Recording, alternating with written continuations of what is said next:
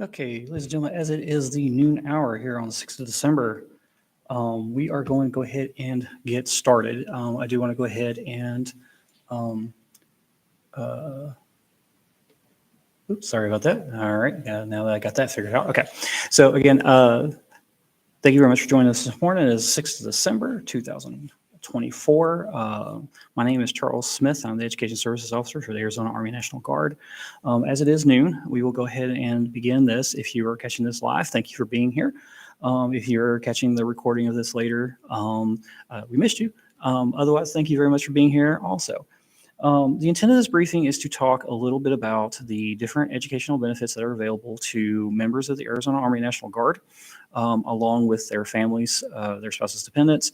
Some of this information will be also applicable to the Air National Guard for Arizona, although I would refer you to your respective education services officers for specific details that may be unique to the Air Guard. And somewhat to a lesser extent to the general public, just kind of an idea of the different benefits that are available to the Arizona Army National Guard. Should they or anyone in their family be interested, they can always contact our office if it's specific about education benefits, or if they're interested in talking to a recruiter, you can go to the nationalguard.gov or .com, I believe, and you can find a contact for a recruiter there. I do want to go ahead and say up front, I am trying to do this on 2 different platforms on 2 separate computers, so this should be fun. Briefing should take about 30 minutes. I do have a tendency to talk a little fast, so I will try to pause as necessary. And this is, of course, also going to be the briefest of overviews of the different education benefits. There are always nuances and this is, if that kind of situations. So as we go through those, if you run into any questions that you would like to ask, unfortunately, it's just me. So we're not gonna be able to monitor the chat. But if you can send an email to ask_AZARNG_education, you can _ED, at army.mil, then we can get back to you with the answers to questions as best we can. Obviously, if you're in the Army National Guard, you probably have my contact office, or contact email, and also the office numbers here on the screen. Feel free to use either of those to contact us as well. So without further ado, we'll go ahead and get started. As soon as I can get the computer to cooperate, excuse me one second. There we go. So there are 3 main avenues of education funding that we deal with in the office here at Papago. The first is federal tuition assistance and credentialing assistance. They're they're 2 separate programs, but together. The state tuition reimbursement program, and then also the GI Bills. And we really mainly deal with 1606, the Chapter 30, otherwise known as post 9/11, or the original GI Bill, which is the Chapter 30 for active duty. We primarily deal with just those, but there are other ones out there that we can help with. So when it comes to federal tuition assistance, it is assistance for soldiers to go to school. It is only for the soldiers. Obviously, Air Guard has their own version. And with off-duty education, in order to qualify for it, you must be in the National Guard. You must have a common access card, a CAT card is what we commonly refer to, and not be flagged when you make the request. You have to have at least 61 days after the course end date to when you would either ETS or retire or what have you after the funded class ends. That is for enlisted. For officers, you gain a service obligation every time you use it, depending on your status. If you're in reserve status, then it's 4-year commitment. If you're in active duty status, it's a 2-year commitment, and that matters as to when the course starts. And if you do multiple classes, they don't stack, they run concurrently. It just moves that I'm completely free and clear, I don't have to pay the Army back any money date to the right as you use it. Can be done in conjunction with any other obligation. So for instance, if you are a ROTC cadet, you come out of ROTC with a 4 or 5 year commitment depending. During that time period, this does not add to that obligation. It will run concurrent at the same time. So if you wanted to go get that master's degree, you absolutely could, and you would not incur any new obligation per se. You would just have another obligation running at the same time. And the service obligation is determined as duty status of the first day of the funded class. So what do you get from federal tuition assistance is 100%, up to 100% of the tuition cost, up to $250 per semester hour. And it only pays the tuition costs, not the fees. It doesn't cover books, it doesn't cover supplies or anything. It's just purely tuition. They'll cover the $250 per semester hour up to 100% cost of the tuition, up to $4,000 per year or 16 credit hours, whichever you hit first. So for example, some of the community colleges, a lot of their courses are below $250 per credit hour. You will run out of credit hours before you run out of money. Most of your four-year institutions, even if they drop the tuition down to the $250 rate, you will use up both at the same time. Federal tuition assistance will only pay for one associate's, one bachelor's, or one master's, and you cannot go backwards. So if you already have a degree, say a bachelor's degree, you cannot go back and get a different associate. You can use it for the master's, but you can't use it for the associates. There are lifetime credit caps. For instance, for undergraduate, which will be your associate and bachelor's, you have up to 130 credit hours to use towards that degree. When you go for your master's degree, you're going to have 39 credit hours that you can use towards that. There are also academic certificates. A lot of that you see in like nursing or like EMT or something like that. You can have 21 additional credit hours in there for an academic certificate. It's one of those ones you're going to want to get in contact with us, specifically our education services specialists or ESSs, and find out what qualifies for that and how to go about creating the requests and goals for that. Federal tuition assistance will not pay for a doctorate. There are other programs that might, but the federal tuition assistance will not. There are some GPA requirements. In the undergraduate degree, you must maintain at least a 2.0. In the individual classes must be basically a C or higher. That's what a 2.0 translates to. It's just basically a C or higher. Graduate degrees, you must maintain a 3.0 or a B or higher. Most institutions generally kind of have those as their standards for allowing that class to even count. So as long as you can kind of keep your grade up enough for the university to count it, you should be okay. Federal tuition assistance funds that are paid by the courses for unsuccessful grades will have to be recouped. So if you go to use it and you say you get an F in the class or D in the class, you must be recouped, and that money is owed back to the Army, not to the institution. So one exception to that, if you have a life event of some sort, a short notice deployment, some sort of health emergency, something to that effect, something that's beyond your control that caused you to not be able to really successfully complete that class, speak with your institution and see if they'll give you a W grade. If they'll give you a W grade, which basically means withdrawal, then there is a waiver we can put in to forego the recoupment. Army understands that life happens, and they just need the appropriate grade and the paperwork be submitted so they can make a decision on whether that's a waiverable thing or not. So that's kind of the big thing. And again, if you have this happen and you need assistance with it, please don't hesitate to reach out to us. We can help you with that.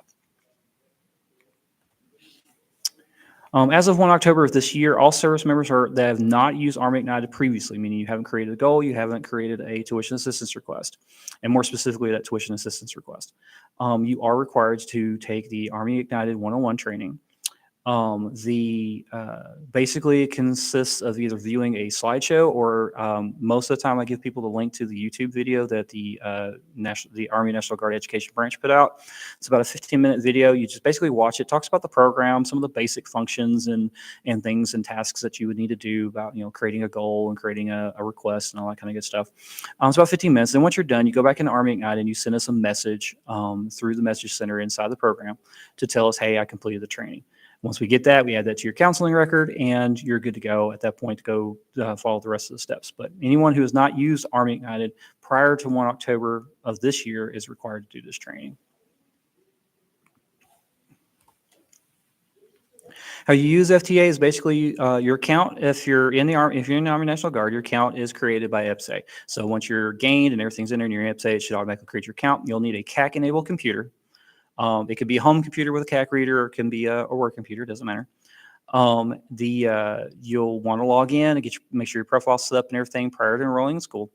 Once you go and you log in, you're going to check for your personal. You make sure you have a personal email in there that works, and then you have a cell phone. It wants a work number. You don't have to necessarily put a work number in there. You can put your cell phone in there again, which is just some number that we can get a hold of you in case there's some sort of relative emergency. We don't typically need to use it a lot, but occasionally it happens. Next thing you're going to do is going to create a education goal. That goal is basically just telling Army Ignited, I'm going to go to this school, I'm going to go take this degree, and here's my student ID. You're also going to need to eventually submit, if not preferably when you create the goal, but if you don't have it when you create the goal, that's fine.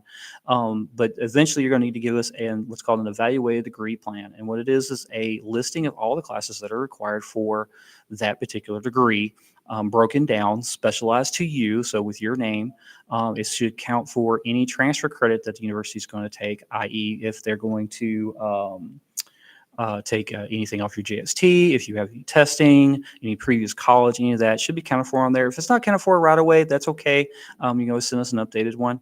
But it needs to be an official version from the school. If you have it when you create the goal, there'll be an opportunity for you to upload it. If you don't, then you can hit, there's a radio button in there. You can hit, I do not have my degree plan at this time. And you basically can request up to 6 credit hours of funding without it. But once you go to try to request credit hour 7, it's going to stop you and say you need to put in an evaluated degree plan. If you have to go that route and send it to us later, then the easiest way to do that is go into Army Ignited, use the message center, and add it as an attachment saying, hey, here's my evaluated degree plan.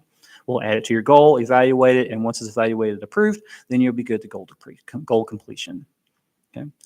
Along with the Army Ignited one-on-one training, which is a one-time training, you do it once, you send us a message, we update your counseling record, you're done. There is a virtual benefits training that is required every year, every 1 October. That is inside of Army Ignited on the left-hand side of the student dashboard. You click it, it's a big long page where you just read through it and acknowledge it. At the bottom, you have to do that every year. To do the actual request, once the goal is approved, then you can go in and put the request in. Requests must be in no earlier than 60 days prior to the course start date and no later than 8 days prior to the course start date.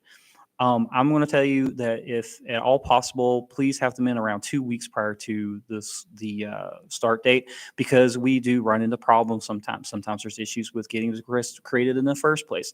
Sometimes it's flags for being a whole lot of credits or something like that. More time is better. We understand life happens, and sometimes the 8th day is the day when you have everything to put it in. That's fine. Go ahead. You're good. But if you can put it in a little earlier, it'd be easier because you have until the class start date to go in there and delete it yourself if something happens. We would rather not have you get to day 8 and then suddenly it's something of an emergency because now we don't know why it's not letting you create it. If you could do it a little sooner, that'd be great. It doesn't have to be 60 days out, but if you could do this like maybe 14, that would be great. But the latest you can put it in is 8 days. And then make sure that you're using your course schedule for reference, because the dates that are on it, particularly the start date, is very, very important. If those dates don't match when the university goes to invoice Army, they will not pay them, which means now you owe the university. So please make sure that those dates match. It should be for the course. You do need to have your official student ID when you create your goal, and then of course we already talked about the degree plan.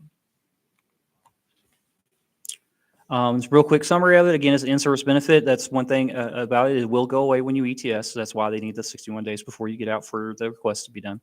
It funds up to 16 credit hours or $4,000 per year, whichever happens first. It does not roll over, does not accumulate. If you haven't used it for 3 years, you do not have $12,000 sitting there. You have $4,000. That's it. It's one of those benefits that I kind of tell people, hey, go use it. Even if you only take a class or 2 a year, use it. Unused benefit doesn't, I already said it. Unused benefit does not roll over. It's 100% tuition, up to 100% tuition only, up to $250 per semester hour.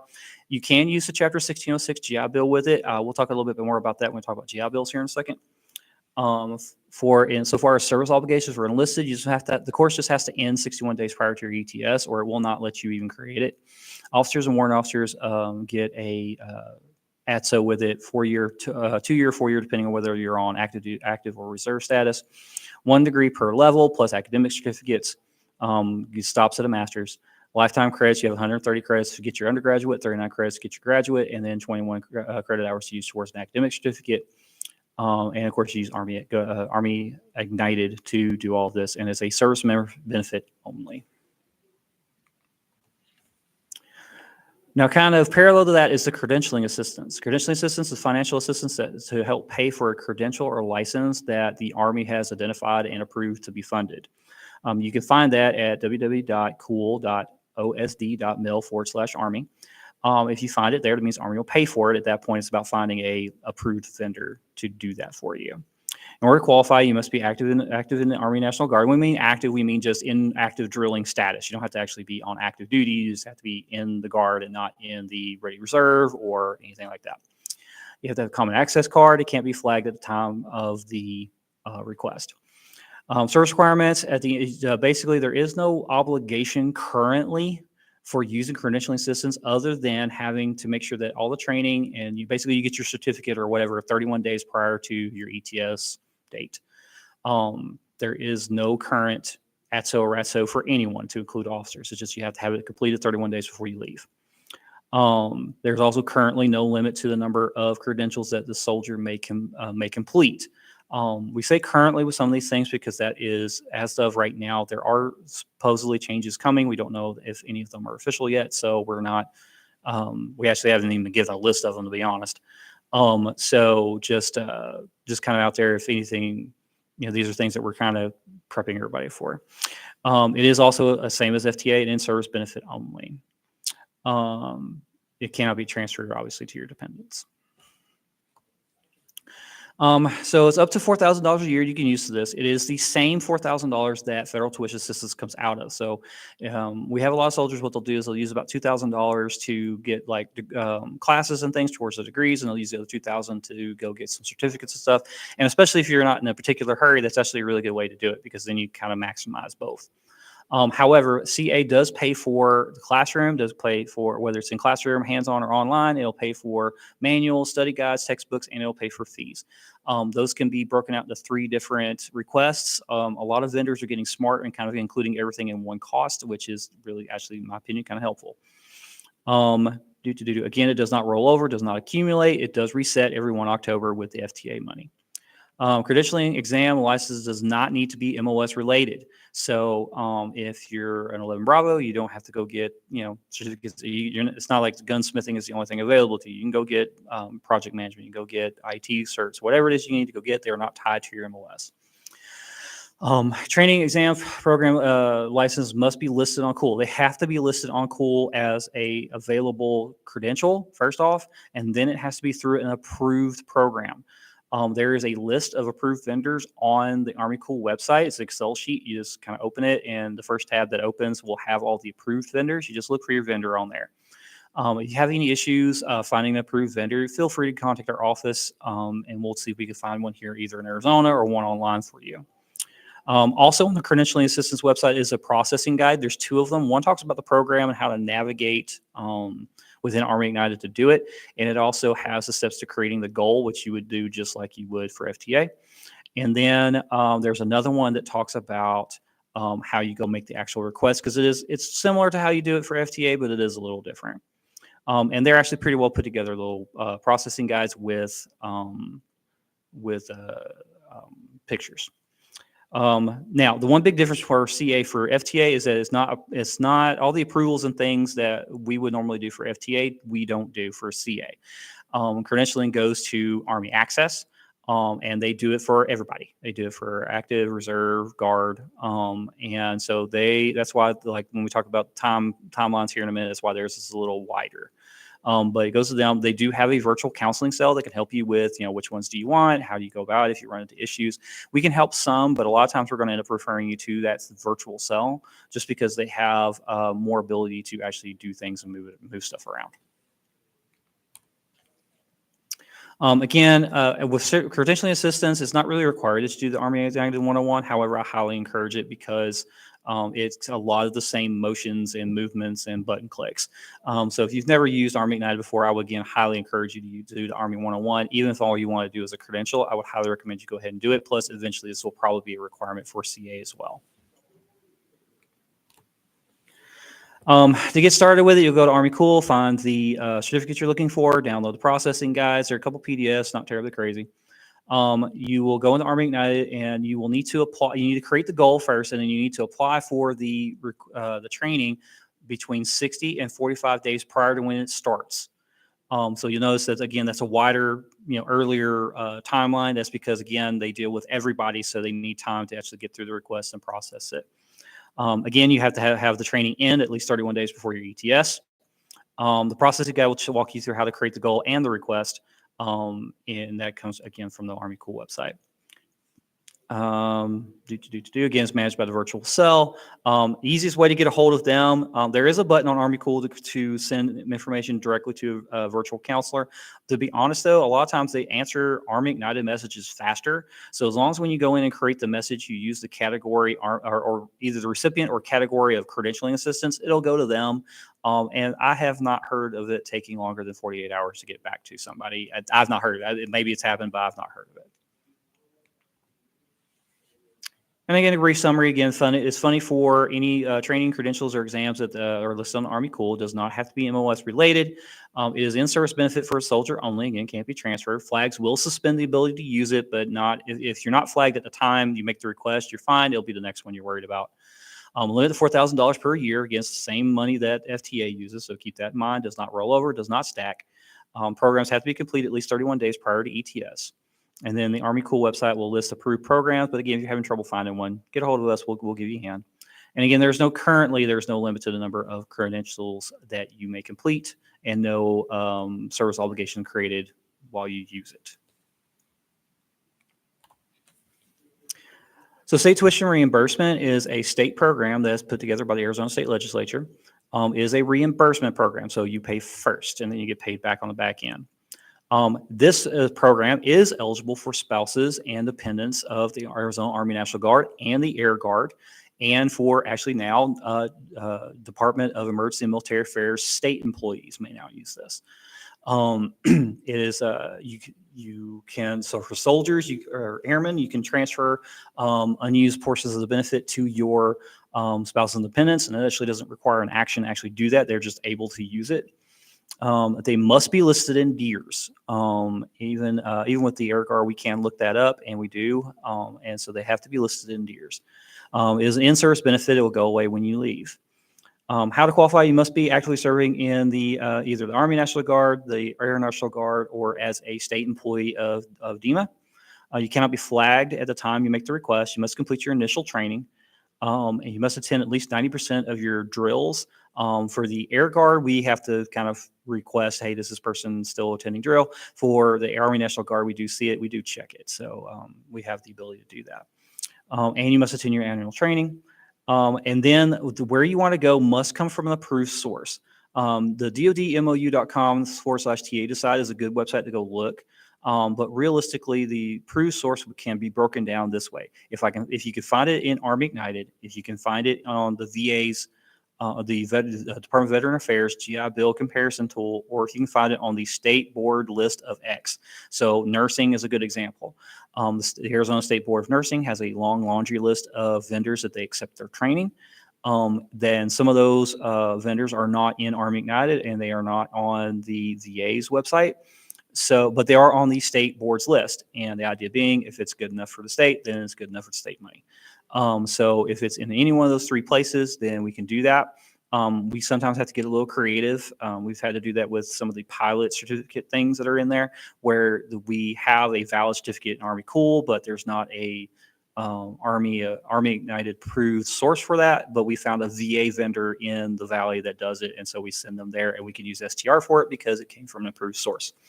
And again, if you're having trouble finding an approved source, please let us know what it is you're trying to do, and we'll take a look and see what we can figure out. Again, the state tuition reimbursement will reimburse up to $5,250 per state physical year, which starts on 1 July. So as long as the state legislature puts the money in the account, we can do this. Your $5,250 per year will reset. It will pay up to $250 per semester hour. But there is no semester hour limit. So if you're going to like a community college that has a lower limit, like you can use it till you run out of money. It's just the max we can do is $250 per credit hour. But there is no semester hour limit like there is with FTA. Again, the benefit does not roll over. It's gone at the end of the state year, but will reset basically. And then everybody, like for instance, for soldiers and airmen, who have families that are using it, that $5,250 is a family cap. So everybody's pulling from the same pool of money. So just kind of keep that in mind. Academic requirements, again, it must be on an approved list. You must earn a C or higher, and then the courses must be completed prior to ETS. That's actually old information. What's happened is the new PAM has come out, and you are required to have 12 months of retainability between when the course end date is and when you ETS. We've made that an eligibility requirement. So if we have a request that comes in that doesn't have that, then we will send it back to the member and ask them what they want to do. But without that 12 months, we can't even send it to the board. So that's the only thing in there that's not That's not 100% correct. Otherwise, you can't, and STR doesn't really care about what level of degree. So if you want to go get a second associate's, you want to get a third bachelor's, you want to get a second master's, you want to go get a doctorate, knock yourself out, you can use state tuition reimbursement in your pursuit of any of those. And the same goes for spouses and dependents and DEMA employees as applicable. A big thing again here is to remember this, that the soldier must pay up front first and then submit the documentation for the reimbursement, which gets us into kind of how you do this. So for Guard members, whether you be Army or Air, on our website, which is listed right there, dema.az.gov/education, there is the AZ Form 621-300-1. That's actually dated, I think, it's dated August. That's right, dated August 2024. That is the application, and there's the application, there's a W-9, and there's an ACH, which is basically the direct deposit form. Those will need to be filled out. The application does have to be signed by a commander, and then you take that. Once you get all that completed and signed and turned in, you also turn in a course schedule showing that class starts here, ends here. It could be a screenshot from your student portal. That's fine, as long as it just shows beginning and end dates. The application is due to us no later than 21 calendar days after the start of the class. When you take the class, pay for the class, pass with C or higher, then upon completion, you submit the final documents to our office within 25 days. So for example, you will need to send us a transcript. Unofficial is fine. We don't need an official transcript for state tuition reimbursement unless you need me to update a system, because I also do transcripts. So if you need me to update your IPSA or whatever, then give me a official transcript. Otherwise, unofficial is fine. And then we'll need an itemized receipt showing a zero balance. So basically that is a listing of all the things you were charged with how it was all paid for. And then that way we do the math for you, because we have to take out like scholarships and FTA and GI Bill and all that kind of good stuff. We have to take that out of the equation when we try to show that you paid something out of pocket, and then we'll reimburse what we could show came out of your pocket up to the program limits. But we need that zero balance receipt in order to do that. All this gets, and any questions about the program can be emailed to the emails on the address here, azdema.tuition.reimbursement@army.mil, or you can call the office at 2445. This again, in-service benefit. It runs from July to June. As long as you put money in accounts, $5,250 limit for everybody, up to $250 per credit hour. Payment is made back directly to the soldier. The application is due no later than 21 days prior to the course semester start date, and then the final documents are due no later than 25 days after the grades are posted. And again, you send it to our office. GI Bill runs in two flavors, primarily for our office. That's Chapter 1606. This information is mainly for the Army National Guard, because the Air Guard, I believe, has their own requirements, although I imagine they're pretty similar. The 1606 provides money directly to the soldier or airman to use for pursuit of college. It's in-service benefit only. It goes away when you ETS. You must be a high school graduate, a full 6-year contract, not a 3 and 3. You have to have a full 6-year contract at some point in your career. And then you must have completed initial training in order to get paid. It pays up to $481 per month for full-time enrollment, up to 36 months. It's tax-free payment. It goes directly to the soldier, and that it can be used at the same time as FTA. So if you're taking FTA and FTA is paying for the tuition, you can still draw 1606 and then use that for everything else, so like the gas, the food, gas, food, books, whatever. You can do all that.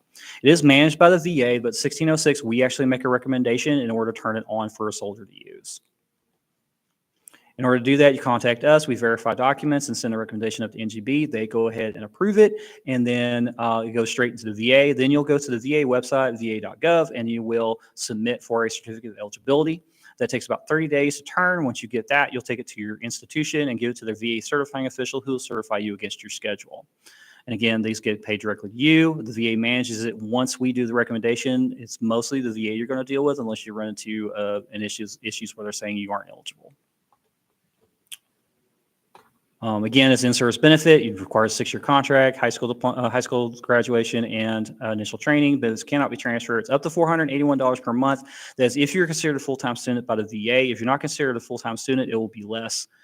But that's managed by the VA. If you have any questions, please feel free to give us a call. We'll be able to sit down and talk with you about it.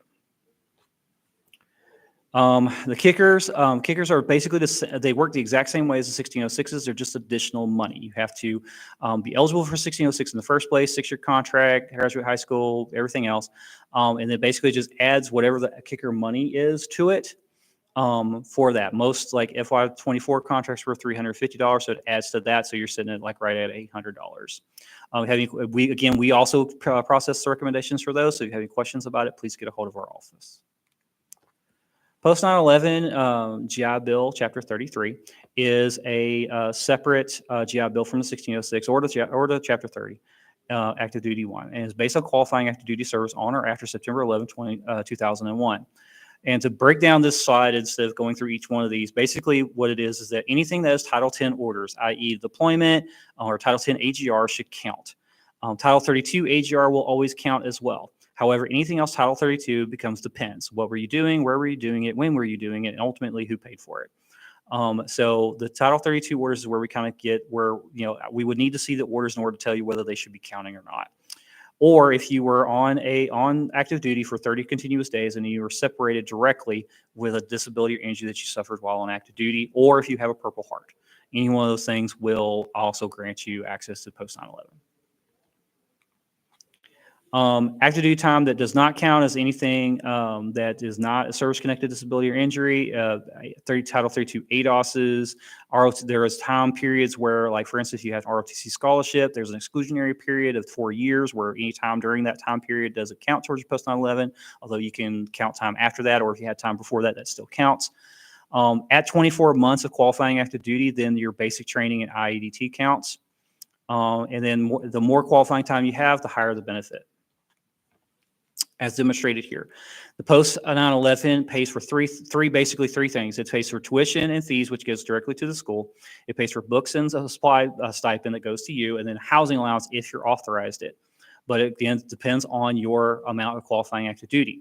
At 90 days, which does not have to be consecutive, by the way, it's just cumulative. So as you get day 90 of qualifying active duty service, you become eligible for the bill at 50%, which means they'll pay those three things out at 50%. So the tuition, for example, if it's $1,000, then the VA gets invoiced that. They're going to pay $500 of it, and then you're responsible for the rest. At 6 months, it goes to 60. At 18, it goes to 70. At 24, it goes to 80. At 24, again, remember your basic and IEDT counts, and it usually kicks most people up to 28, 29, 30 months almost immediately. At 30 months, it goes to 90. At 36 months, it goes to 100. And again, also, if you're a Purple Heart recipient, it goes to 100 also. Tuition and fees, they'll pay up to 100% of the in-state tuition at pretty much all public and state schools. They'll pay up to $29,000 per year for private or foreign schools, so Stanford, Ottawa University, Yale, Harvard. The book and supply, that goes straight to the school, excuse me. The book and supply stipend is up to $1,000. Again, it's going to be based on your percentage, and it's going to get paid out to each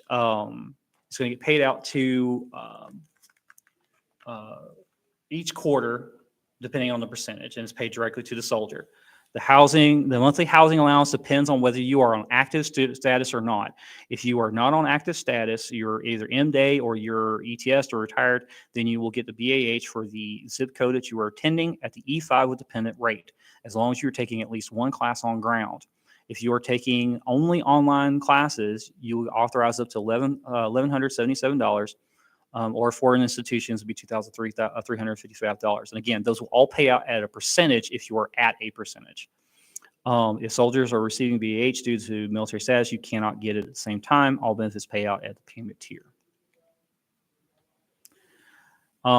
This is a formula. Basically, it says if you're going to end up using anything else along with your GI Bill, because you're on a percentage, then you are going to anything else other than state tuition reimbursement will have to pay in full first, and then the VA will get billed whatever's left, and then they'll pay based on their percentage. I'm not going to bore you with going through this example, but basically, if you have a situation where you may end up having to stack all of these different benefits together, then please go ahead and give our office a call at least the first time so we can kind of walk you through what that would look like. Or you can talk to your school's Veteran Service Center, who should also be able to do that. Again, tuition fees paid directly to the school, housing if you're authorized it, and the books supply stipend is paid directly to the soldier. And again, they're all based on the payment tiers. If you haven't been on active duty for a while, i.e., like your last qualifying active duty action was before 2013, which there should be fewer and fewer of those, actually, still actively serving, please call my office because we need to check and make sure you don't have a delimiting date. If you had any time, any qualifying active duty time totaling up to 90 days after January 1st, 2013, then you will have what's known as a forever GI Bill. You as the service member will have that GI Bill forever and ever and ever. If you don't have any qualifying active duty time after 1 January 2013, or you do not have 90 days of it, you may have what's known as a delimitation date. The delimitation date means that your bill will go away eventually. And so I would like you to give our office a call so we can go take a look and see what that date is and see if there's anything we can do about it. Yeah. This is the benefit that will stay with you after you ETS. It goes beyond it. So this is the one that we usually try to talk people into holding on to for as long as possible. And it can be transferred. Speaking of that, transfer of education benefits is a program that allows soldiers to transfer their post 9/11 benefits to their spouse and dependent children. It is an incentive program, so that requires a obligation on your part to promote retention. Not every soldier will qualify for TEB, even if you have the retention available. To qualify, you have to say yes to all of this. You have to be actively serving in the guard, which again just means you need to be actively drilling at least. If not, you don't have to be actually on active duty. You have to be eligible for the program for the GI Bill in the first place. You have to have at least 6 years behind you of qualifying service, and you have to be committed to another 4 years ahead of you. If you already have it, let's say you just signed a 6-year reenlistment, a month ago, you don't need an additional 4. It's just you need to have 4 in front of you. So if you did that, then you already have 4 years ahead of you. You don't need to do another one. You just need to make sure you finish those 4 years, or they will come back for the money. And you cannot be flagged at the time that you make the request. Dependent benefits basically mirror the soldier. So if you're on a percentage, they'll be on a percentage. Spouses can use the benefits immediately once the TEB has been approved. And then they follow the same rules as the soldier to include the housing allowance. If the soldier is getting BAH from the federal government, they cannot claim the MHA as well. Children, however, can start using it once you've completed 10 years of service. So basically, if you did this perfectly, you did 6 years and you committed to 4 more. When you get to the end of that 4, your children can start using it. The housing for them doesn't care about your status. If you could be active duty, it doesn't matter. They will always get it. They can begin using it on their 18th birthday or when they complete high school, whichever happens first. The eligibility ends on their 26th birthday. They must use whatever they're going to use by the time they turn 26. The day they turn 26, those months will revert back to the service member. Transfer must occur while you are in the guard or in service in any component. You must be in. You must transfer to children before their 21st birthday. So if you're going to give it to a child, then you can't. If they've already turned 21, if they're a full-time student, you have till 23. But if they're not a full-time student, you will not be able to transfer it. So it's got to be transferred to them before they turn 21. If they're a full-time student, then you can do it up to 23, and that's mainly because that's when they fall out of DEERS. Dependents must be listed in DEERS in order to transfer the benefits. Again, hence the 23. Soldier can modify or revoke months between dependents once the benefit is transferred. So as long as somebody has at least 1 month on them, you can move months to them. While you're in service, you can move them at will. But once you ETS, they must have at least 1 month on them in order to transfer a benefit to them. If they have a 0, then you can't move anything to them. They're done. Okay. Soldier cannot add dependents after they leave service, and then soldiers should consider transferring at least 1 month to each dependent listed in DEERS prior to separation or retirement. I cannot tell you the number of times somebody comes with me and a spouse says, I will never see the inside of a classroom ever again. And they do the TEB, they do their 4 years, they get to the end of the 4 years, they transfer out, that spouse still has a 0, and then they call me back 2 months after that and say, hey, that's not letting me transfer my spouse. And I say, well, are you out? Yes, that's why. So make sure you do any transfer. So I always tell people, you put 1 month on this, whoever it is that says, I'll never see the inside of a classroom, put 1 month on them because you can always take it off of them and move it to somebody else later. Okay. TEB requests are submitted through Mill Connect. I would always tell you once you've decided that you've made that the plan, like we're going to transfer, this is what's going to happen. I always suggest going ahead and doing that and then separating it out the way you intend it. Minus maybe a month on somebody that you might use it but might not. If you have a spouse and a child and you want to give the child all of it, give the child 35 and give the spouse 1, because if Lord forbid anything happened to you, the VA treats that like a will. And so they will honor that if you have that in there like that. But so once you've decided that's the plan, I always recommend making it the way you want it. Educational benefits for soldiers. Again, this is a summary. Sorry, is completed once they have secured at least 90 days of qualifying active duty service. Days do not need to be consecutive. And again, after 24 months, your basic and your AIT count. Again, pays tuition and fees, housing stipend, and books if you're allowed it. Books and supply stipend at the percentage tier that you're in. This one is the one that will follow the soldiers, not just an in-service benefit, although you can use it while you're in. Benefits may be transferred to eligible dependents. The program itself is managed by the Department of Veterans Affairs. But obviously for assistance or any questions, or if you need to know, are you eligible? What percentage are you at? All those kinds of things, please call our office. We will go and take a look. So again, kind of a summary, the main ones that we deal with in the office here at Papago is going to be federal tuition assistance, credentialing assistance, state tuition reimbursement program, 1606 GI Bill, the kickers, and then the post 9/11 GI Bill. There are a plethora of other benefits out there, scholarships and grants and things, and we do have some information about those. So those are just programs that we don't necessarily manage in the office. But we can help you with all of those, even if all you want to do is just kind of get on the phone or come by or hop on a Teams meeting or something and go, hey, does this plan sound crazy? We'll be more than happy to do that. Just give our office an email, a phone call, and set up an appointment so we can set that time aside from you. These are the main persons in your education team. There's, of course, myself, the Education Services Officer. Dr. Christine Perry is our Education Services Specialist. She is currently deployed until April. So we have some other ESSs taking care of us until she returns. And then we have Mr. Josh Bjork, who's our State Tuition Reimbursement Manager. So he is probably your main POC for those things. You give us a call at the main line, and we'll get a hold of all of us. We have some other people in there. Mrs. Powell is our incentive manager, and Sergeant Phyllis is our incentive specialist, who are also pretty versed in education benefits and can help most people with most questions that you may or may not have. So please feel free to give our office a call. If we need to get you to a specific person, then we will do that or arrange an appointment of some sort. But our whole goal is to try to get you taken care of as best as we can.